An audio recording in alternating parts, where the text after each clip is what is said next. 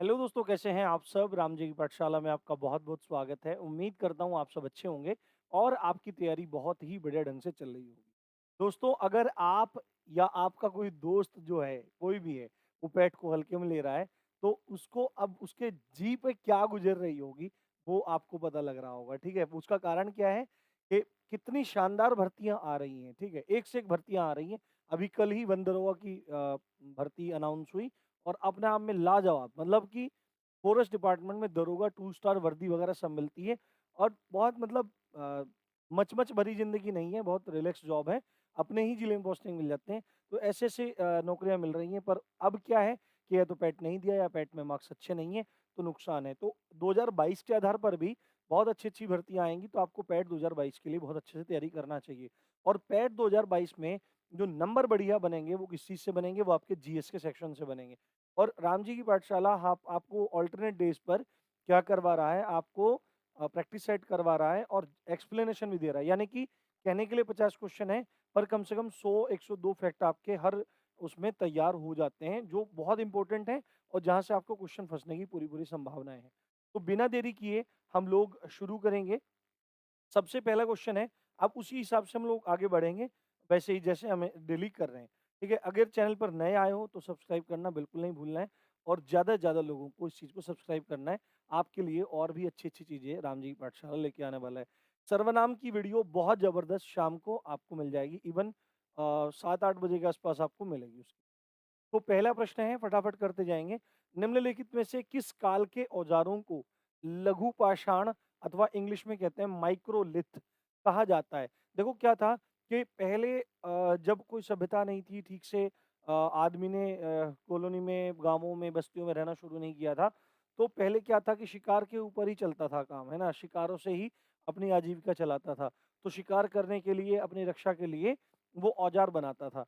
ठीक है? तो उन्हीं औज़ारों में एक औज़ार का प्रकार है लघु पाषाण, यानी कि पाषाण मतलब पाषाण छोटे पत्थरों को काटकर या तराशे गए जो हथियार होते थे, जो औज़ार होते थे, जिनको प्रयोग किया जाता था शिकार में एवं स्वयं की रक्षा के लिए, उनको लघु पाषाण कहा जाता था। इंग्लिश में माइक्रो, माइक्रो का मतलब आपका छोटे और लिथ का मतलब होता है शिला, पत्थर, है ना? छोटे शिला पत्थरों से जो औज़ार बनते थे, उनको माइक्रोलिथ कहा जाता था और ये माइक्रोलिथ जो मिलते हैं, वो कहाँ पे मिलते हैं? वो किस पाषाण के हैं? वो मध्य पाषाण काल के आपके क्या हैं? मध्य पाषाण काल के आपके हथियार हैं। अगला प्रश्न है हमारा, निम्नलिखित में से कौन सिजदा, पाबोस पद्धति एवं नोरोज त्योहार आरंभ करने के लिए जाना जाता है? देखो यहाँ पर 3 टर्म आए, एक आया सिजदा, एक आया पाबोस और तीसरा आया नौरोज। ठीक है? अब इनके बारे में हम लोग समझ लेते हैं। सिजदा क्या होता है? आपने देखा होगा इस्लाम धर्म में क्या होता है, सजदा करते हैं लोग, है ना? सजदा कहते हैं, सिजदा कहते हैं।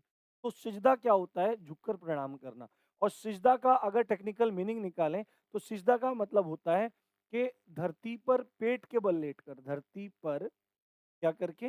पेट के बल लेटकर, पेट के बल लेटकर क्या करना? अभिवादन करना, ठीक है?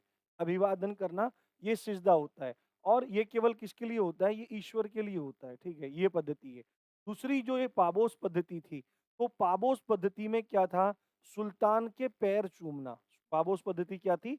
सुल्तान के पैर चूमना, यानी कि पैरों को चुम्मी देना, है ना? प्यार करना उनको, ऐसे ऐसे उनको पैरों को चूमना, ये पाबोस पद्धति थी। और नौरोज त्योहार क्या था? ये आपका फ़ारसी न्यू ईयर था, फ़ारसी नववर्ष। फ़ारसी नववर्ष ये तीनों के तीनों मनाए जाते थे और इनको शुरू करने वाला कौन था? इनको शुरू करने वाला था बलबन, ठीक है? बलबन, ठीक है? अगला प्रश्न है हमारा, प्रथम आंग्ल-मैसूर युद्ध 1967 से लेकर 69 तक में कौन विजयी हुआ? तो आपको पता है कि 3 आंग्ल-मैसूर युद्ध हुए हैं, प्रथम, द्वितीय और तृतीय। तो पहले वाला जो आंग्ल-मैसूर युद्ध है, वो किस-किस के बीच में हुआ था? वो अंग्रेज़ों के और वर्सेस में कौन था? टीपू सुल्तान के पिता हैदर अली, ठीक है? बड़ा भयंकर युद्ध हुआ, लड़ाई लड़ी और इसमें विजेता कौन हुआ? इसमें विजेता हुआ आपका हैदर अली। हैदर अली हैदर अली विजेता हुआ, उसके बाद संधि हुई और संधि में क्या हुआ आपका? संधि में ये बात रखी गई कि भाई जिसने जितना-जितना क्षेत्र जीता है, उस क्षेत्र को, जीते हुए क्षेत्र को वापस किया जाए। क्या किया जाए आपका? वापस किया जाए ये बात आपकी हुई और इस संधि का नाम आपका क्या था? इस संधि का नाम था आपका मद्रास की संधि। तो ये आपको पॉइंट याद रखना। अगला प्रश्न है हमारा 1942 में भारत में क्रिप्स मिशन के आगमन के समय ब्रिटेन का प्रधानमंत्री कौन था? है ना? ब्रिटेन का प्रधानमंत्री कौन था? तो 1942 में जब भारत में क्रिप्स मिशन भेजा गया था। देखो भारतीय संविधान सभा के निर्माण के लिए या भारतीय संविधान के निर्माण के लिए जो पूरे प्रोसेस चल रहे थे, उसमें 2 मिशन के नाम बहुत ज़्यादा आते हैं। एक तो आता है 1946 का कैबिनेट मिशन और दूसरा आता है 1942 का आपका क्रिप्स मिशन। तो क्रिप्स मिशन क्या आया था कि जो इंडियन मुस्लिम लीग थी या इंडियन नेशनल कांग्रेस थी, इनके बीच में जो तनातनी चल रही थी, इनके बीच में जो अलग राज्य की माँग चल रही थी, वो कहते नहीं भई तुम साथ में ही रहो, एक संविधान की बात चल रही थी। तो पूरी की पूरी रूपरेखा किस हिसाब से बनानी है, कैसे करना है, कैसे नहीं करना है, इस चीज़ को ध्यान में मतलब इस चीज़ का पूरा खाका तैयार करने के लिए 1942 में जो ब्रिटेन के प्रधानमंत्री विंस्टन चर्चिल थे, उन्होंने भारत में क्रिप्स मिशन को भेजा था। पर ये क्या हुआ था, ये मतलब जो मुस्लिम लीग थी, उसको मनाने में कामयाब नहीं हुए और ये मतलब फेल हो गया था। ठीक है, अगला प्रश्न है, मुस्लिम लीग ने पृथक पाकिस्तान का प्रस्ताव कब पारित किया था? तो पृथक पाकिस्तान का जो प्रस्ताव था वो 1940 में लाहौर अधिवेशन में कब? 1940 के लाहौर अधिवेशन में ये प्रस्ताव पारित किया गया था कि भाई हम लोग अलग से एक अपना देश बनाएंगे जिसका नाम हम लोग क्या रखेंगे? जिसका नाम हम लोग पाकिस्तान रखेंगे और आपका जो ये प्रस्ताव देने वाला व्यक्ति था, है ना? प्रस्ताव, है ना? ये जो प्रस्ताव बनाने वाला, इसको ड्राफ्ट करने वाला यदि कोई व्यक्ति था, तो उस व्यक्ति का नाम था सिकंदर हयात खान। क्या था? सिकंदर हयात खान, है ना? सिकंदर हयात खान। तो सिकंदर हयात खान ने पाकिस्तान अलग राष्ट्र की जो ड्राफ्ट था, उसको तैयार किया था। तो ये रहे हमारे इतिहास के 5 प्रश्न। अब चलते हैं हम लोग भारतीय राष्ट्रीय आंदोलन इंडियन नेशनल मूवमेंट की तरफ। यहाँ से भी आपको 5 प्रश्न देखने के लिए मिलेंगे। पहला प्रश्न है, किस स्वतंत्रता आंदोलन के दौरान अरुणा आसफ अली, है ना, बहुत एक फेमस नाम है, एक बड़ी क्रांतिकारी थी, है ना, एक भूमिगत गतिविधि प्रमुख आयोजिका थी, है ना, आयोजिका होना चाहिए इसमें, आयोजिका होना चाहिए कि अरुणा आसफ अली ने किस आंदोलन के दौरान अंडरग्राउंड रह के और किस आंदोलन को लीड किया था, उसको चलाया था, उसकी आयोजक थी। तो आपको मैं एक बात बताऊँ, 1942 में आपका भारत छोड़ो आंदोलन चलाया गया था और इस भारत छोड़ो आंदोलन के दौरान जितने बड़े-बड़े क्रांतिकारी थे, नेता थे, उन सबको गिरफ्तार कर लिया गया था। तो ऐसी स्थिति में भारत छोड़ो आंदोलन अपनी सक्रियता बना रहे, अपना काम करता रहे।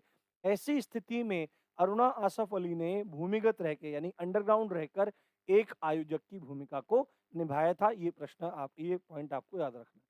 अगला प्रश्न है हमारा, मुस्लिम लीग एवं भारतीय राष्ट्रीय कांग्रेस के बीच राजनीतिक गतिरोध, है ना? यानी मुस्लिम लीग कह रही थी कि भाई या तो हमको मतलब पावर्स दो, ये करो, वो करो, या फिर हमें अलग देश दो। तो राजनीतिक गतिरोध चल रहा था, है ना? पॉलिटिकल आपका क्या कह सकते हैं, एक झगड़ा जैसा चल रहा था, है ना?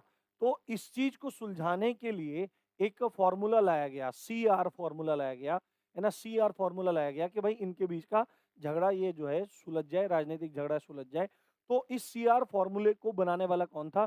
तो सीआर दास, है ना? आपने ये है, तो सीआर दास से आप क्या लगा सकते हैं? सीआर दास से आप अलग लगा सकते हैं, ठीक है? आपको अलग नाम याद आ सकता है, पर सीआर फ़ॉर्मूला देने वाले व्यक्ति कौन थे आपके? सी राजगोपालाचारी, है ना? सी राजगोपालाचारी फॉर्मूला ये इन्होंने लाया था। अगला प्रश्न है, वायसराय की कार्यकारिणी परिषद में नियुक्त पहले भारतीय कौन थे? तो आपको मैं बात बताऊं, वायसराय की कार्यकारिणी परिषद में नियुक्त होने वाले पहले व्यक्ति थे आपके सत्येंद्र प्रसाद सिन्हा।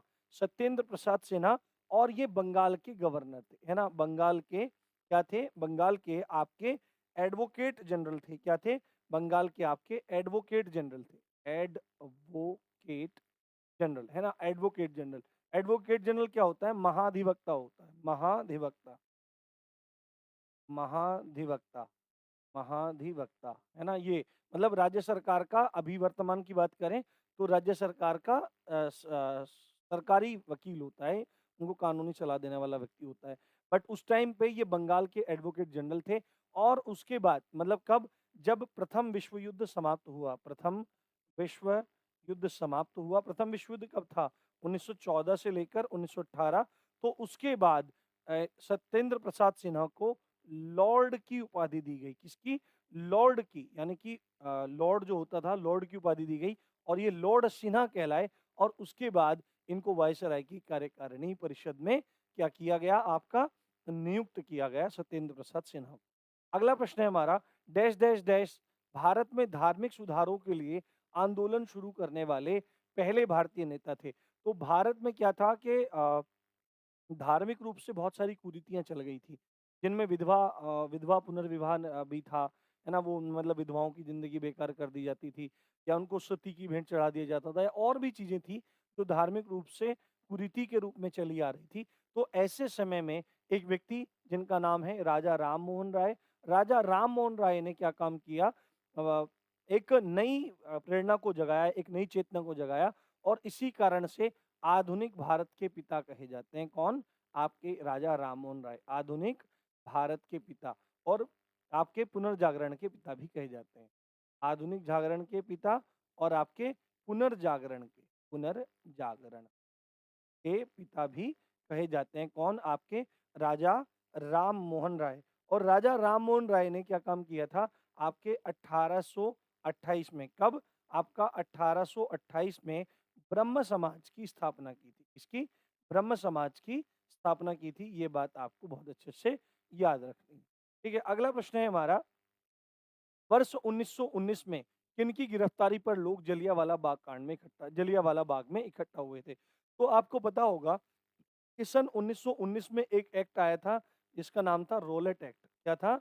रोलेट एक्ट, है ना? रोलेट एक्ट, इसको काला कानून कहा जाता था। काला कानून कहा जाता था।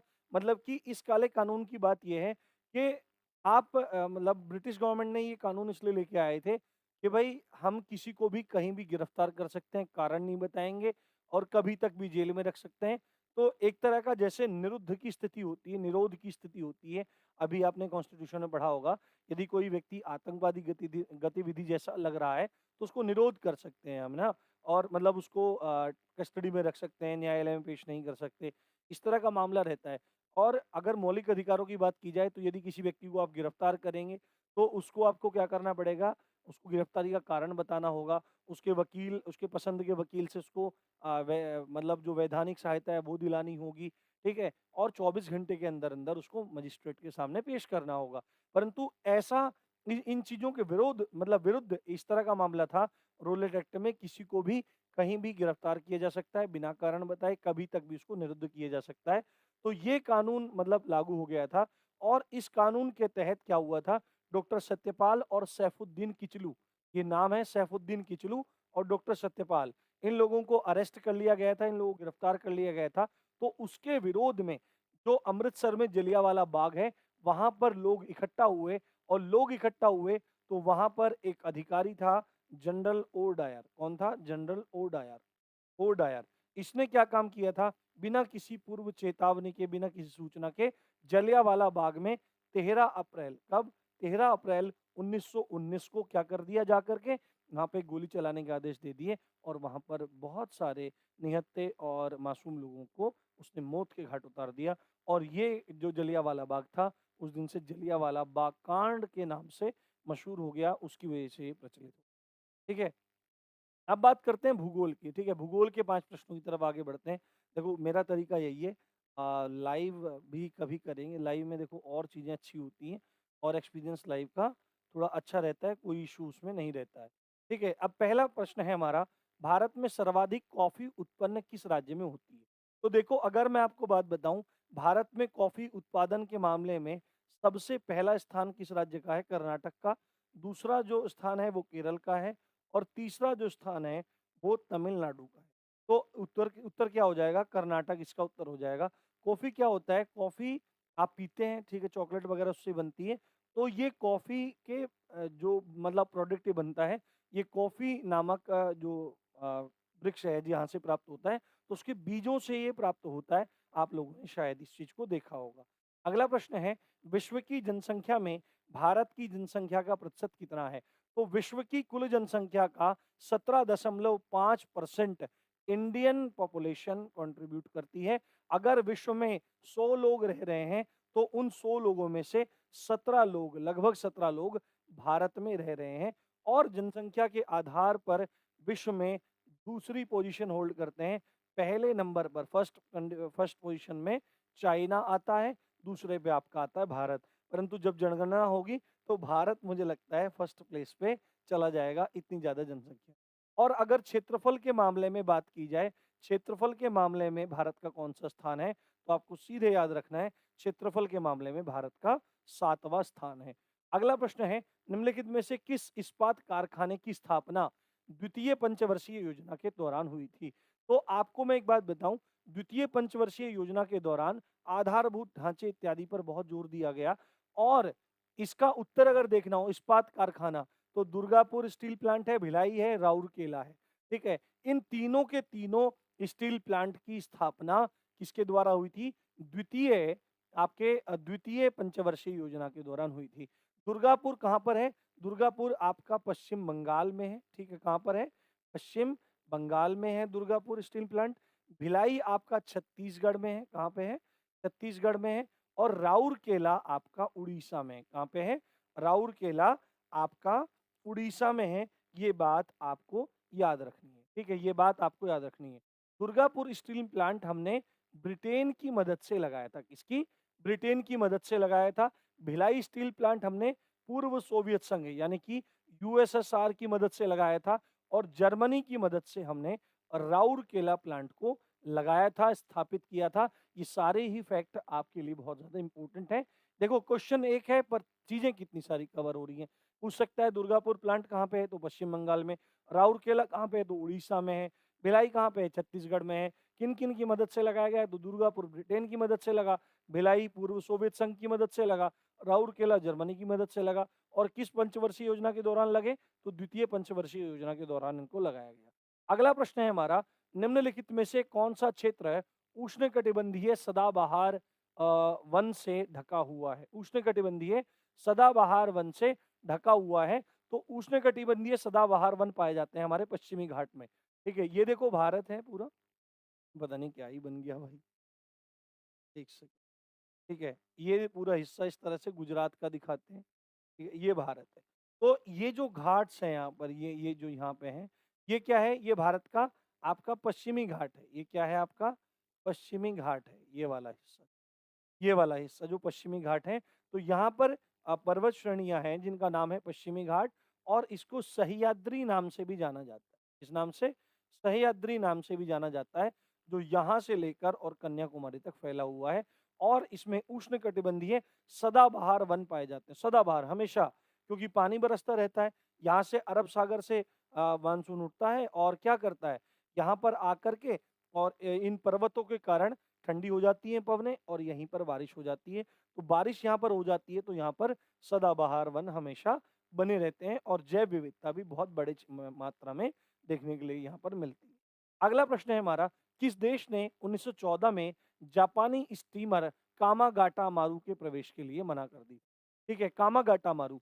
तो देखो कामागाटा मारू की एक घटना है, बड़ी प्रसिद्ध घटना है।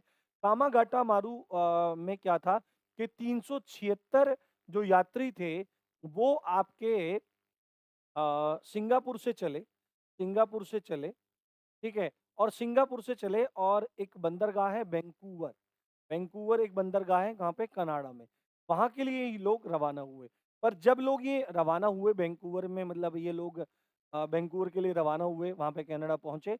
कनाडा में जाने के बाद कैनेडियन गवर्नमेंट ने इन लोगों के वहाँ पर उतरने के लिए मना कर दिया। अब मना कर दिया तो इन लोगों को वैंकूवर से बिना रुके कहाँ पे आना पड़ा? कलकत्ता आना पड़ा। कहाँ पे आना पड़ा? कलकत्ता आना पड़ा। क्योंकि एक सिख व्यक्ति, संभवतः मेरे नाम दिमाग से उतर रहा है, गुरदीप सिंह ही इन 376 लोगों को वहाँ पर लेकर गए और वहाँ पर जब एक्सेप्ट नहीं किया गया तो कलकत्ता आए। कलकत्ता आने के बाद क्या हुआ? कलकत्ता आने के बाद इन लोगों की पुलिस से बहुत ज़बरदस्त झड़प हुई, लड़ाई झगड़ा हुआ और उसमें कई लोग मारे गए। तो ये पूरी की पूरी घटना कामागाटा मारू की घटना कही जाती है। कामागाटा मारू एक क्या है? जापानी जहाज था, समुद्री जहाज था। इसको अपने यहाँ पर प्रवेश के लिए मना करने वाली सरकार कौन थी? कौन-सा देश था? आपका कनाडा था। ये बात आपको ध्यान रखनी चाहिए। ठीक है, ये आपके क्या हो गए? ये आपके भूगोल के 5 प्रश्न हो गए। अब बात करते हैं भारतीय अर्थव्यवस्था की, इंडियन इकोनॉमी की। इंडियन इकोनॉमी का पहला प्रश्न क्या कहता है कि विकास का भारतीय मॉडल, यानी कि जो डेवलपमेंट की बात करता है, मतलब जो इंडियन मॉडल है वो डेवलपमेंट की बात करता है, तो वो किसके इंटरेस्ट में बात करता है, किसके फेवर में बात करता है, किसके हितों की बात करता है? केवल राज्य की, मतलब देश के हित की बात हो रही है ना? राज्य के हित की बात हो रही है। राज्य का मतलब जब भी हम कभी इस राज्य शब्द प्रयोग करते हैं संविधान की दृष्टि से, और विशेषकर संविधान की दृष्टि से, या आप कह सकते हैं अर्थव्यवस्था में भी अलग से करते हैं, तो राज्य का मतलब स्टेट से नहीं होता, यूपी, एमपी, बिहार से नहीं होता है। इसका मतलब पूरे के पूरे देश से होता है, पूरी-पूरी कंट्री, पूरे-पूरे राष्ट्र से होता है। तो जो विकास का भारतीय मॉडल है, वो क्या काम करता है, खाली राज्य के हितों का ध्यान नहीं रखता, वो व्यक्ति के हित का भी ध्यान रखता है। इसलिए क्या हो जाएगा आपका ए और बी दोनों के दोनों आपके हो जाएँगे। अगला प्रश्न है हमारा, विनिवेश का क्या अर्थ है? विनिवेश, ठीक है? आपने शब्द सुना होगा निवेश और विनिवेश। तो विनिवेश जो शब्द है, ये एक स्पेसिफिक टर्म है। ये एक अलग तरह से आपका प्रयोग होता है। विनिवेश की जब हम बात करते हैं, तो जितने भी सार्वजनिक क्षेत्र के उद्यम हैं, है ना? सार्वजनिक क्षेत्र के उद्यम हैं, है ना? यानी कि जो पब्लिक इंटरेस्ट के फील्ड में काम कर रहे हैं, जो भी आपके उद्योग धंधे हैं, उन क्षेत्रों में सरकारी भागीदारी को कम करना। क्या करना? सरकारी भागीदारी को कम करने के लिए लोग इन्वेस्ट करते हैं। मतलब कि आपने पीपीपी मॉडल सुना होगा, है ना? जिसमें सरकार का भी हिस्सा रहता है और प्राइवेट निजी हिस्सा भी उसमें रहता है। तो इस तरह का जो मामला रहता है, तो विनिवेश का मतलब क्या होता है कि उद्यमों में सरकारी भागीदारी को घटाना, और सरकारी भागीदारी घटेगी, मान लो कोई भी आपकी कंपनी है ना? कंपनी है। अब उसमें क्या है, आज 100% शेयर किसके हैं? गवर्नमेंट के हैं। तो आप एक बात देखिए, सरकारी जॉब पे जाने के बाद आदमी के दिमाग में क्या रहता है कि यार काम नहीं करना पड़ेगा। काम नहीं करना पड़ेगा, तो जो प्रोडक्टिविटी है, जो उत्पादकता है, वो कम होती है क्योंकि लोग काम नहीं करते हैं। बीएचईएल हरिद्वार है हमारे इधर, तो बीएचईएल हरिद्वार घाटे में चल रही है। क्यों? क्योंकि सरकारी कर्मचारी कार्य नहीं करना चाहता। परंतु यही चीज़ यदि प्राइवेट जगह में होती, निजी व्यक्ति में होती, तो वहाँ से लोगों को अपना प्रॉफ़िट निकालना पड़ता है। तो प्रॉफ़िट निकालना पड़ता है, तो उसके लिए प्रोडक्टिविटी अपने आप से बढ़ जाती है। तो प्रोडक्टिविटी बढ़ जाए, अच्छा काम हो, अच्छा उत्पादकता हो, अच्छा मुनाफ़ा हो, इस चीज़ के लिए विनिवेश को मतलब कराया जाता है। और विनिवेश का क्या मतलब होता है कि उद्योग धंधों में सरकारी भागीदारी को कम करना, ये विनिवेश का अर्थ होता है। तो अगला प्रश्न है हमारा, दक्षिण एशियाई क्षेत्रीय सहयोग संगठन यानी कि दक्षेस क्या है आपका? दक्षेस, इसको इंग्लिश में क्या बोलते हैं हम? सार्क बोलते हैं।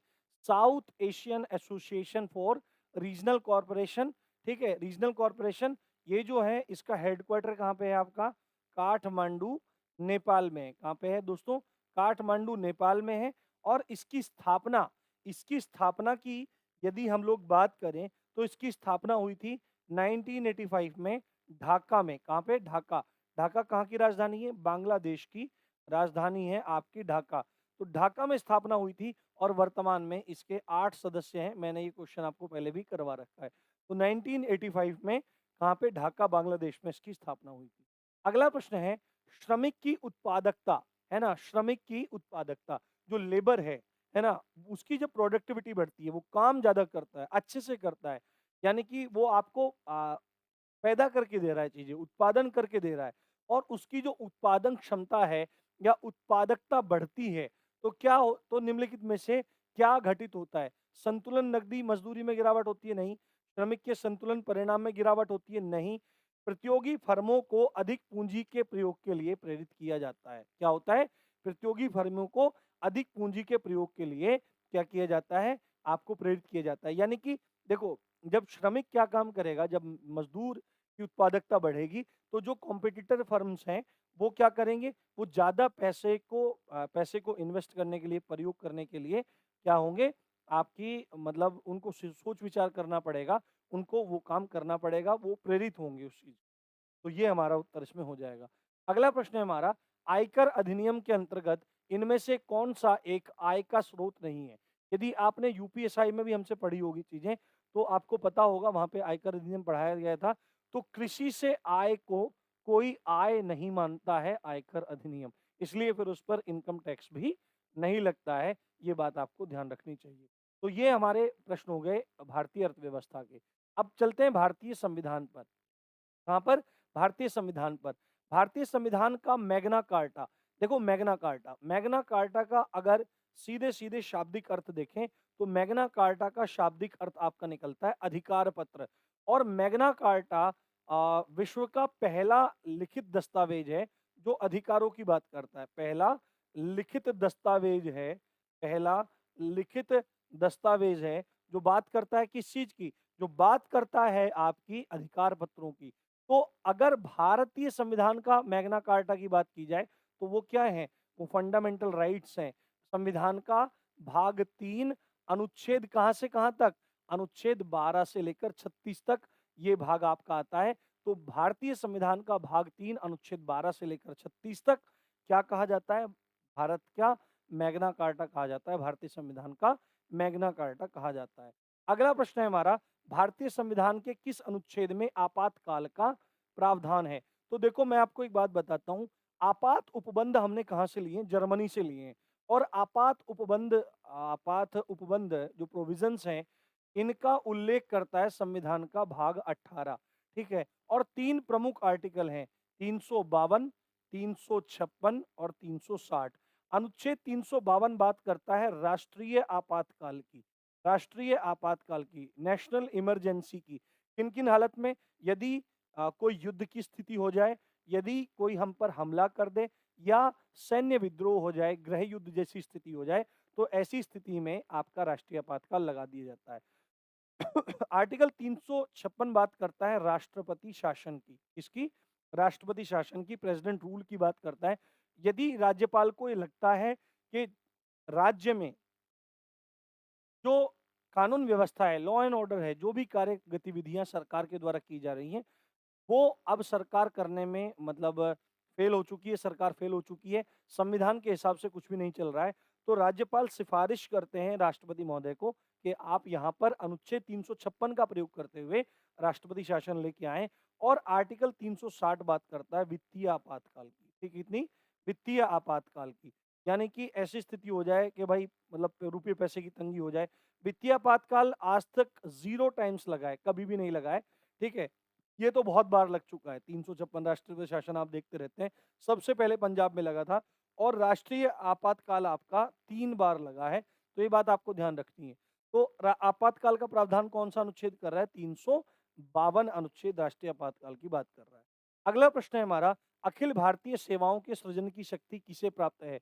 तो जो अखिल भारतीय सेवाएं हैं वर्तमान में, वो है आपकी आईएएस, वो है आपकी आईएफएस, वो आईपीएस, और तीसरी है IFS, Indian administrative services, Indian police services और इंडियन आपकी फॉरेस्ट सर्विसेज। तो ये तीनों सर्विसेज आपकी अखिल भारतीय सेवाएं हैं, यानी कि इनके अधिकारी देखो कहीं भी सेलेक्ट होते हैं, वो पूरे इंडिया में कहीं भी सर्विस करते हैं, ठीक है? परंतु यदि कोई इनके अलावा भी कोई चौथी सर्विस अगर बनानी हो, तो ये शक्ति किसके पास है? तो ये शक्ति है आपकी संसद के पास। और संसद के पास भी अनुच्छेद 312 क्या कहता है कि राज्यसभा यदि चाहे तो अपने जो सदस्य हैं उनके 2/3 बहुमत से एक प्रस्ताव पारित करके नई अखिल भारतीय सेवा का सृजन कर सकती है। अनुच्छेद 312 आपकी राज्यसभा को यह अधिकार प्राप्त है। अगला प्रश्न है, इनमें से कौन सा कारक, कौन सा फैक्टर नहीं है जो भारतीय संविधान के निर्माण में योगदान देता है? तो ब्रिटेन में संसदीय लोकतंत्र ये प्रभावित करता है, रूस में समाजवादी क्रांति ये प्रभावित करता है, अमेरिका में अधिकारों का विधेयक ये भी प्रदान करता है, जबकि औद्योगिक क्रांति से भारतीय संविधान के निर्माण का कोई भी लेना देना नहीं है। अगला प्रश्न है हमारा, लोकसभा में सत्ताधारी दल, यानी कि लोकसभा में वो दल जो सत्ता धारण कर रहा है, यानी कि बहुमत प्राप्त दल, है ना, उसका नेता कौन होता है, उसका मुखिया कौन होता है? तो सिंपल सी बात है, प्रधानमंत्री। लोकसभा इलेक्शन में जिस दल को बहुमत प्राप्त होता है, तो उसी का मुखिया तो क्या बनता है? प्रधानमंत्री बनता है। ये बात आपकी खत्म हो गई। और प्रधानमंत्री का जिक्र कहाँ पर है? अनुच्छेद 75 में इसका जिक्र है कि आपका राष्ट्रपति को सलाह देने के लिए क्या होगा? राष्ट्रपति को सलाह देने के लिए एक मंत्री परिषद होगी, और उस मंत्री परिषद का प्रधान कौन होगा? प्रधानमंत्री होगा। अनुच्छेद 75 ए क्या कहता है कि भारत के प्रधानमंत्री की नियुक्ति कौन करते हैं? राष्ट्रपति करते हैं और प्रधानमंत्री की सिफारिश पर मंत्रिपरिषद की नियुक्ति भी राष्ट्रपति द्वारा की जाती है। तो 5 प्रश्न आपके संविधान के हो गए। अब 5 प्रश्न आपके सामान्य विज्ञान की तरफ हम लोग बढ़ते हैं। पहला क्या कह रहा है? Sodium bicarbonate. सोडियम बाइकार्बोनेट का फॉर्मूला होता है NaHCO3 और इस NaHCO3 को ही हम खाने का सोडा कहते हैं, बेकिंग सोडा कहते हैं। और आपको पता है कि खाने के सोडा और बेकिंग सोडा का प्रयोग कहाँ होता है? बेकरी इंडस्ट्रीज में होता है। आपके ब्रेड केक इत्यादि बनाने में इसका खूब प्रयोग होता है। एसिडिटी अगर हो जाती है तो इनो वगैरह में भी सब ये जगह यही होता है। अगर आपको एसिडिटी हो जा रही है तो सिंपल है, आप 1 गिलास मतलब आधा गिलास ही मतलब पानी लीजिए, गिलास ही छोटी होती है ना, तो आधा गिलास आप पानी लीजिए, उसमें आप थोड़ा-सा मतलब चुटकी भर से थोड़ा ज़्यादा खाने का सोडा डालिए, ठीक है? उसमें थोड़ा-सा काला नमक, थोड़ा सेंधा नमक, थोड़ा-सा सफ़ेद नमक डालिए और उसके बाद उसमें नींबू निचोड़ दीजिए और घुमा के पी लीजिए। एसिडिटी आपकी एकदम शांत हो जाएगी। आपके 6 या 8 रुपए इनो में बर्बाद नहीं होंगे। तो खाने का सोडा या बेकिंग सोडा होता है आपका सोडियम बाइकार्बोनेट NaHCO3। अगला प्रश्न है हमारा, निम्नलिखित में से कौन-सा एक लोहे का अयस्क है? तो यहाँ पे देखो सेंधा नमक तो नहीं हो सकता, गैलेना जो है ना? गैलेना आपका अलग है, डोलोमाइट आपका अलग है। जो लौह उल्का है, जो लौह उल्का है, इसको सिडेराइट कहते हैं। क्या कहते हैं? सिडेराइट। क्या कहते हैं दोस्तों? सिडेराइट इसको कहा जाता है। और आपका एक होता है हेमेटाइट, हेमेटाइट होता है, एक होता है मैग्नेटाइट, ठीक है? ये सब क्या है? ये लोहे के अयस्क हैं और इनमें सबसे बढ़िया जो अयस्क होता है, वो मैग्नेटाइट होता है, जिसमें 72 से लेकर 75% तक क्या होता है? लोहे की मात्रा आपकी पाई जाती है। ये बात आपको अच्छे से ध्यान रखनी चाहिए, ठीक है? अगले प्रश्न की तरफ बढ़ते हैं। अल्बर्ट साबिन को डैश डैश डैश विकसित करने के लिए जाना जाता है। तो अल्बर्ट साबिन ने क्या किया था? पोलियो का टीका यानी पोलियो की वैक्सीन इजाद की थी और ये वैक्सीन कैसी थी? ओरल। ओरल ड्रॉप्स होते हैं ना, 2 बूंद जिंदगी की। तो 2 बूंद जिंदगी की खोज करने वाले कौन थे? अल्बर्ट साबिन थे। परंतु इससे पहले पोलियो का एक और टीका मतलब बनाया गया था। एक पोलियो का एक और टीका बनाया था जो इंजेक्ट किया जाता था, जो इंजेक्शन के माध्यम से आपका पहुंचाया जाता था और उसको बनाने वाला व्यक्ति कौन था? जोनास जोनास जोनास साल्क, है ना? साल्क। साल्क का नाम अगर आए साल्क का, तो पोलियो की इंजेक्टेड वैक्सीन बनाने वाला, और अल्बर्ट साबिन का नाम आए तो पोलियो की ओरल ड्रॉप्स बनाने वाले व्यक्ति का नाम आपको याद रखना है। अगला प्रश्न है हमारा, आपतित किरण, आपतित बिंदु डैश डैश डैश, है ना? बिंदु पर डैश डैश डैश और परावर्तित किरण एक तल में होते हैं। तो देखो क्या चीज है, ये प्रकाश के परावर्तन का नियम है। किसका? परावर्तन का नियम है। इसमें क्या रहता है कि ये आपका ये तल हो गया, ये माध्यम पहला हो गया आपका, मीडियम फर्स्ट हो गया, ये माध्यम आपका दूसरा हो गया, ठीक है? अब ये क्या है? आपका अभिलंब है। ये क्या है? आपकी आप आपतित किरण है। ये आपकी क्या है? परावर्तित किरण है, ठीक है? ये आपकी आपतित किरण हुई, ये परावर्तित किरण हुई आपकी, ये अभिलंब हो गया आपका, ये आपतन कोण हो गया, ये परावर्तन कोण आपका हो गया, ठीक है? ये सब चीज है। तो यहाँ पर क्या चीज है? क्या क्या एक तल में स्थित होता है? आपतित किरण भी यहीं होती है, आपतन बिंदु भी यहीं पे होता है, ठीक है? ये बिंदु, और आपका परावर्तित किरण भी, ये सभी एक तल में होते हैं। अभिलंब भी इसमें आ जाएगा, ठीक है? अभिलंब भी इसमें आ जाएगा। तो ये पूरा नियम है कि आपतित किरण, आपतन बिंदु पर अभिलंब और परावर्तित किरण एक ही तल में होते हैं, और आपका जो आपतन कोण और परावर्तन कोण होता है ये बराबर होता है। ये बात आपको ध्यान रखनी चाहिए।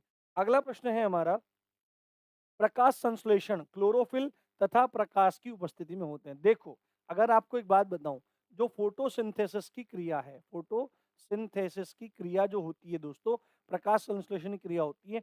पौधों द्वारा अपना भोजन बनाने की क्रिया को प्रकाश संश्लेषण की क्रिया कहा जाता है। ये बात आपको बहुत अच्छे से ध्यान रखनी है। और इसमें क्या क्या चीज मतलब जरूरी होती है? तो इसमें सबसे पहले जरूरी होता है आपका सूर्य प्रकाश, सूर्य का प्रकाश। दूसरी इसमें जरूरत पड़ती है क्लोरोफिल की, ठीक है? क्लोरोफिल की। तीसरी इसमें जरूरत पड़ती है CO2 की, और चौथी इसमें जरूरत पड़ती है जल की। इस क्रिया के परिणाम स्वरूप क्या बनता है?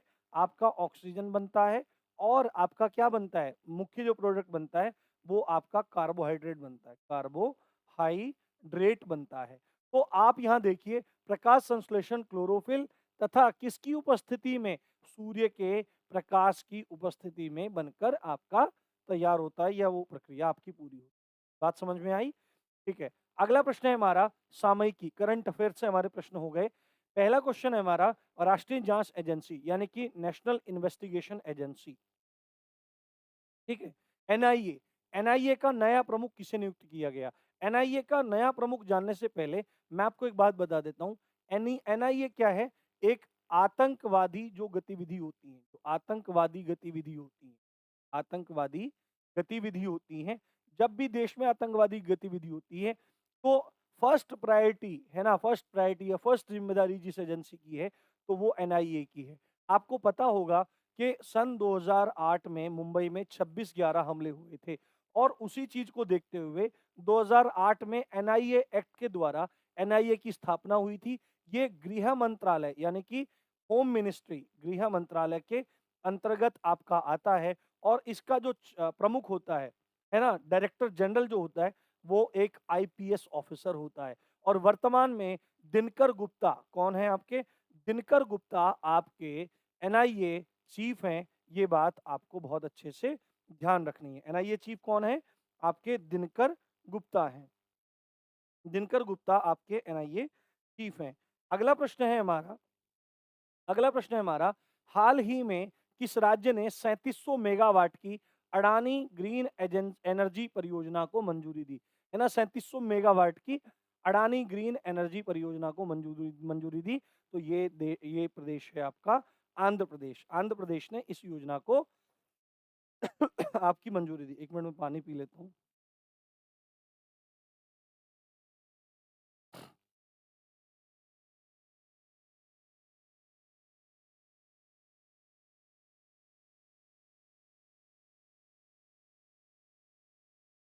ओके।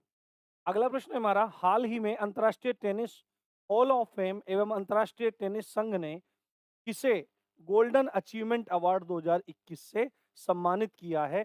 तो ये हैं आपके कौन? विजय अमृतराज। विजय अमृतराज को अंतर्राष्ट्रीय टेनिस हॉल ऑफ फेम और अंतर्राष्ट्रीय टेनिस संघ ने गोल्डन अचीवमेंट अवार्ड 2021 से सम्मानित किया। अगला प्रश्न है हमारा, हाल ही में हिमाचल प्रदेश उच्च न्यायालय यानी हिमाचल प्रदेश का जो हाई कोर्ट है उसके 27वें मुख्य न्यायाधीश किन किन को बनाया गया? तो ये हैं अमजद एहतेशाम सईद। अमजद एहतेशाम सईद को आपका हिमाचल प्रदेश हाई कोर्ट के 27वें मुख्य न्यायाधीश आपका बनाया गया है। ठीक है। अगला प्रश्न है हमारा, मुख्यमंत्री बाल गोपाल योजना किस राज्य से संबंधित है? तो मुख्यमंत्री बाल गोपाल योजना आपकी राजस्थान से संबंधित है। ये बात आपको याद रखनी चाहिए। अगला प्रश्न है, हाल ही में राष्ट्रीय एमएसएमई पुरस्कार 2022 में किसे प्रथम पुरस्कार के से सम्मानित किया गया है? एमएसएमई क्या होता है? कि medium small and micro enterprises यानी कि सूक्ष्म लघु और मध्यम उद्योग से संबंधित मामला जो है कि किसने ज्यादा प्रमोट किया, जिसने ज्यादा मतलब उद्योग ये लगाने के लिए हेल्प करी, वो कौन सा राज्य है? तो वो राज्य है आपका ओडिशा। ओडिशा राज्य को प्रथम पुरस्कार दिया गया एमएसएमई 2022 के अंतर्गत। अगला प्रश्न है हमारा, पासपोर्ट सेवा दिवस किस दिन मनाया जाता है? तो पासपोर्ट सेवा दिवस आपका 24 जून को मनाया जाता है। ये बात आपको अच्छे से याद रखनी चाहिए। अगला प्रश्न है हमारा, अंतर्राष्ट्रीय ओलंपिक दिवस किस दिन मनाया जाता है? तो अंतर्राष्ट्रीय ओलंपिक दिवस आपका 23 जून को मनाया जाता है। अगला प्रश्न है हमारा, इकोनॉमिक इंटेलिजेंस यूनिट के द ग्लोबल लिवेबिलिटी इंडेक्स 2022 है ना, द ग्लोबल लिवेबिलिटी इंडेक्स 2022 के अनुसार रहने के लिहाज से दुनिया का सबसे अच्छा शहर कौन सा है? तो दुनिया का सबसे अच्छा शहर है आपका वियना। कौन सा? वियना आपका सबसे अच्छा शहर है।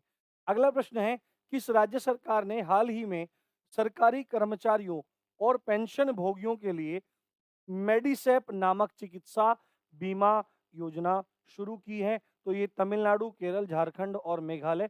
तो केरल में केरल गवर्नमेंट ने क्या किया है? कर्मचारी, सरकारी कर्मचारी और पेंशन भोगियों के लिए मेडिसेप नामक चिकित्सा बीमा योजना शुरू की। ठीक है, ये 10 प्रश्न आपके करंट अफेयर के रहे। अब अंतिम 10 प्रश्न हैं जनरल अवेयरनेस के, सामान्य जागरूकता के। पहला प्रश्न है, भारतीय अनुसंधान अंतरिक्ष अनुसंधान संगठन इसरो का मुख्यालय आपका कहां पर है? तो जो इसरो है, इसरो का फुल फॉर्म होता है आपका इंडियन स्पेस रिसर्च ऑर्गेनाइजेशन, है ना, इंडियन स्पेस रिसर्च ऑर्गेनाइजेशन, ये आपको ध्यान रखना है। और इंडियन स्पेस रिसर्च ऑर्गेनाइजेशन का जो हेडक्वार्टर है दोस्तों, जो हेडक्वार्टर है वो आपका बेंगलुरु में है। परंतु अगर बात की जाए कि अपने रॉकेट जो होते हैं, रॉकेट प्रक्षेपण केंद्र होता है जहां से रॉकेट भेजे जाते हैं अंतरिक्ष में, तो वो आंध्र प्रदेश में एक द्वीप है ना, द्वीप है श्रीहरिकोटा, है ना, आंध्रा में, आंध्र प्रदेश में ये रॉकेट प्रमोचन केंद्र है। और इस केंद्र का नाम है सतीश धवन, है ना, सतीश धवन अंतरिक्ष केंद्र, सतीश धवन अंतरिक्ष केंद्र। तो आपसे पूछा जा सकता है सतीश धवन अंतरिक्ष केंद्र क्या है, तो आपको बोलना पड़ेगा कि भाई ये रॉकेट छोड़ने के लिए, रॉकेट प्रक्षेपण प्रमोशन के लिए एक जगह है। कहाँ पे है? आंध्र प्रदेश में श्रीहरिकोटा। और चांदीपुर एक स्थान है, कहाँ पर? उड़ीसा में। चांदीपुर एक स्थान है उड़ीसा में जो मिसाइल टेस्टिंग के लिए यूज होती है, मिसाइल जहाँ पर अग्नि वगैरह के टेस्टिंग वगैरह होते हैं, वो है, आपको ध्यान रखना है। अगला प्रश्न है, बिरजू महाराज किस शास्त्रीय नृत्य से संबंधित है? नहीं, ये थे, है ना, अब तो नहीं है। तो उत्तर भारत का प्रमुख आपका नृत्य है कथक। तो कथक से संबंधित कौन है आपके? कथक से संबंधित है आपके बिरजू महाराज। ठीक है, अगला पुरस्कार है ग्रैमी पुरस्कार। देखो ग्रैमी पुरस्कार जो दिया जाता है वो आपके संगीत के लिए दिया जाता है। आपने देखा होगा हनी सिंह कोई रैप गाते थे कि ग्रैमी ले आऊंगा, मैं ग्रैमी ले आऊंगा। परंतु भारत के एक संगीतकार ऐसे हुए हैं आपके जो सितार वादक हैं, मेरे दिमाग से नाम निकल गया एकदम से, रवि रवि रवि क्षमा चाहता हूँ, मैं आपको बता दूंगा, कई बार दिमाग से चीजें निकल जाती हैं। उनका नाम है पंडित, जो सितार वादक हैं, आप बताना मेरे को भी, है ना, मेरे भी दिमाग से एकदम से निकल गया। उन्हें 3 ग्रैमी अवार्ड मिले थे, 3 ग्रैमी अवार्ड मिले थे। वो मतलब संगीतज्ञ भी थे और सितार वादक भी थे। पता नहीं यार, दिमाग ऐसा ही हो जाता है, कई बार चीजें निकल जाती हैं दिमाग से। ठीक है, और अगर उनको भारत रत्न मिला था। निम्नलिखित में से कौन सा एक टेनिस खिलाड़ी नहीं है? तो Roger Federer, Rafael Nadal, Novak जोकोविच, ये सब खिलाड़ी हैं। जबकि माइकल फेल्प्स क्या हैं? यूएसए के एक तैराक हैं जिनको गोल्डन शार्क के नाम से जाना जाता है, गोल्डन शार्क के नाम से जाना जाता है, क्योंकि इन्होंने एक बार के ओलंपिक में मैक्सिमम मेडल्स जीतने का रिकॉर्ड हासिल किया है। मैक्सिमम गोल्ड मेडल हासिल करने का इनके पास रिकॉर्ड है, माइकल फेल्प्स के पास। ठीक है, अगला प्रश्न है, भारतीय राष्ट्रीय ध्वज की रूपरेखा, है ना, तैयार करने वाले व्यक्ति कौन थे? तो भारतीय ध्वज की रूपरेखा तैयार करने वाले व्यक्ति थे पिंगली वेंकैया। कौन थे? पिंगली वेंकैया। अगला प्रश्न है, निम्नलिखित में से कौन सी संयुक्त राष्ट्र की एक विशिष्ट एजेंसी नहीं है? तो जो डब्ल्यूएचओ है ये भी आपका क्या है? यूनाइटेड नेशन की है। एक आपका डब्ल्यूटीओ है। डब्ल्यूटीओ जो है वो आपका संगठन नहीं है ना, वो मतलब यूएन का पार्ट नहीं है। एक है आपका इंटरनेशनल लॉ ऑर्गेनाइजेशन आईएलओ, ये भी है, और यूनेस्को भी है। तो आपका कौन सा नहीं होगा? विश्व व्यापार संगठन नहीं होगा। ठीक है, डब्ल्यूएचओ और आईएलओ इनके हेडक्वार्टर जो है वो आपके जेनेवा स्विट्जरलैंड में है, जेनेवा स्विट्जरलैंड में है। और यूनेस्को का हेडक्वार्टर आपका पेरिस फ्रांस में है। कहाँ पे? पेरिस फ्रांस में है, ये बात आपको ध्यान रखनी चाहिए। अगला प्रश्न है हमारा, निम्नलिखित में से कौन सा एक युग्म सही नहीं है? एक तरफ केंद्र शासित प्रदेश का नाम है, दूसरी तरफ आपका राजधानी है। तो अंडमान निकोबार का पोर्ट ब्लेयर बिल्कुल सही है, लक्षद्वीप का आपका कवरत्ती बिल्कुल सही है, दादरा एवं नगर हवेली का सिलवासा बिल्कुल सही है, पुदुचेरी का चेन्नई है, बिल्कुल गलत है। पुदुचेरी की राजधानी आपकी पुदुचेरी ही है, ये बात आपको ध्यान रखनी चाहिए। तो डी ऑप्शन इसमें गलत है। अगला प्रश्न है मैग्सेसे अवार्ड। देखो मैग्सेसे अवार्ड का पूरा नाम जो है दोस्तों वो रमन मैग्सेसे अवार्ड है। क्या है? रमन मैग्सेसे अवार्ड है। और ये फिलीपींस एक देश है, आपने देखा होगा, फिलीपींस एक देश है ईस्ट एशिया में। इसके राष्ट्रपति के याद में दिया जाता है, रमन मैग्सेसे उनकी याद में दिया जाता है। रमन मैग्सेसे अवार्ड को एशिया का नोबेल प्राइज कहते हैं। क्या कहते हैं? एशिया का नोबेल पुरस्कार कहते हैं, एशिया का नोबेल पुरस्कार कहते हैं। ठीक है, एशिया का नोबेल पुरस्कार कहते हैं। और इंडिया में लगभग ये मतलब हर साल मिलता रहता है। सबसे पहले यदि किसी को मिला था तो वो विनोबा भावे जी को मिला था, आपके सामाजिक कार्य के लिए। तो मतलब ये विभिन्न क्षेत्रों में दिया जाता है, पत्रकारिता में दिया जाता है। और अभी 2019 में ये किसको मिला है, जो एनडीटीवी के पत्रकार हैं आपके रवीश कुमार, है ना? रवीश कुमार के बारे में मतलब काफ़ी सारे लोग बोलते रहते हैं कि वो मतलब मोदी जी की टाँग खींचते रहते हैं, ऐसा-वैसा। तो उनकी उनके बारे में क्या सीन है ना, देखो कि वो ऐसा नहीं कि अभी की प्रेज़ेंट गवर्नमेंट को ही टाँग खींच रहे हैं, वो पहले भी सरकारों को खींचते थे। एक क्लिप भी आपने देखी होगी, जब मनमोहन सिंह जी प्रधानमंत्री थे तो दिखा रहे थे कि देखो ये रहे आपके अर्थशास्त्र, ये पड़ा हुआ है झुग्गी-झोंपड़ी में, वो हो रहा है, मतलब सबकी खींचते रहते हैं। तो पत्रकारिता मतलब वो काफ़ी ठीक करते हैं। अब ये अलग-अलग लोगों का मत हो सकता है, काफ़ी लोग इसको कह सकते हैं, अरे भाई क्या बोल रहे हो ये वो, तो सबकी अपनी-अपनी विचारधारा है। ठीक है, अगला प्रश्न है हमारा, गिर वन अभयारण्य। तो गिर वन अभयारण्य कहाँ पे है? आपका गुजरात में है। और एशियाई जो शेर हैं आपके, एशियाई जो शेर हैं, इनका एकमात्र स्थान है रहने का गिर वन अभयारण्य। और अंतिम प्रश्न है हमारा, सूरत किस नदी के किनारे स्थित है? तो सूरत आपका गुजरात का एक शहर है, ठीक है? साड़ी उद्योग के लिए, हीरा उद्योग के लिए बड़ा फेमस है, बड़ा मतलब लोग मतलब काम करते हैं। तो ताप्ती नदी के किनारे ये स्थित है, ये आपको ध्यान रखना चाहिए। उम्मीद करता हूँ सुपर फास्ट तरीके से, यूट्यूब पे शायद ही कोई इतनी तेज तरीके से पढ़ाता होगा। तो आपको क्लास अच्छी लगी होगी। क्लास अच्छी लगी है तो लाइक का बटन ज़रूर दबाना चाहिए और सब्सक्राइब भी ज़रूर कीजिए यदि आप पहली बार आए हैं, और अपने दोस्तों के साथ। इसी अच्छी बात के साथ आप देख रहे थे राम जी की पाठशाला। मैं हूँ राम भारद्वाज। जय हिंद, जय भारत।